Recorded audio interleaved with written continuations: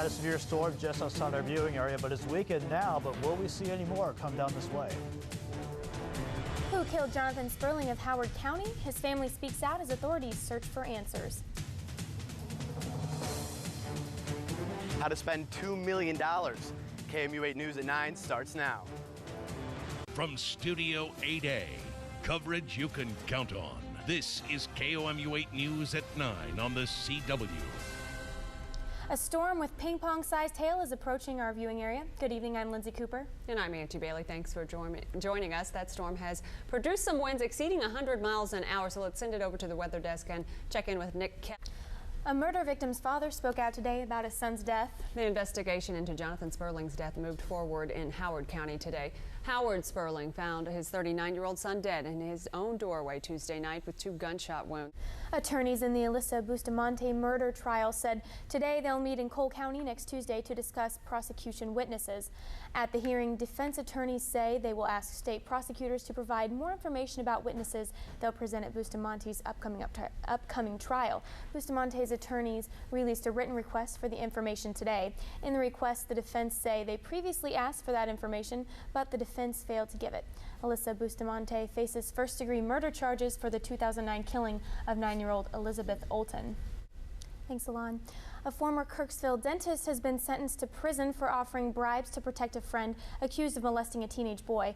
72-year-old Stephen Barber was charged with offering a family $150,000 in 2008 to withhold cooperation in the molestation case against his friend, former attorney Thomas Oswald.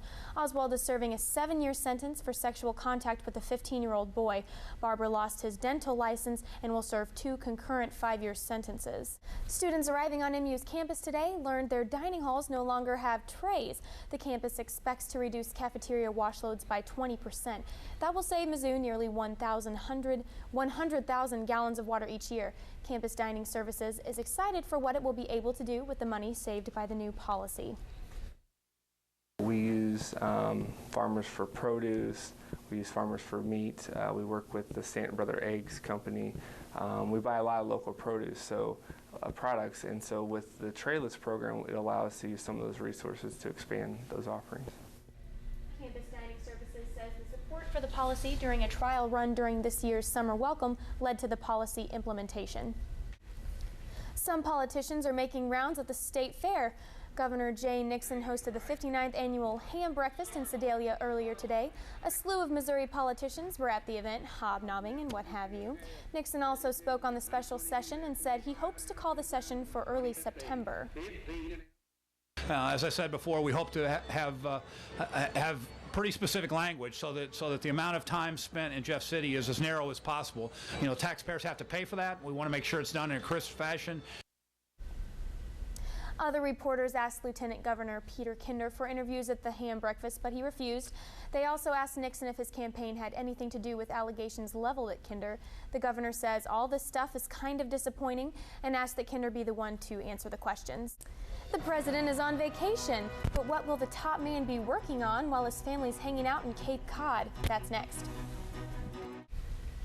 A stage collapse injures more than 70 people in Belgium. And President Obama heads off on a vacation with a job or jobs in mind. KOMU 8's Jasmine Bailey has those stories and more in tonight's World View. Mizzou defense won the first scrimmage of fall camp. See if it can also win the second one and keep the black jerseys for themselves. Next in sports. Today, a Swiss film crew began shooting a documentary in Columbia with special Missouri ties.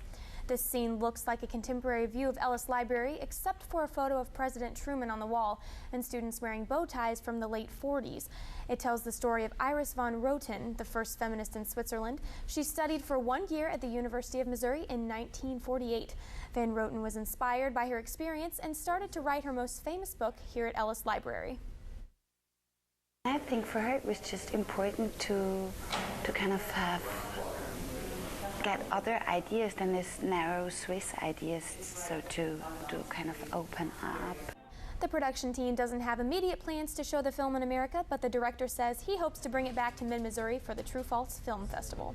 That's our time for now, folks. We'll see you back at 10 o'clock.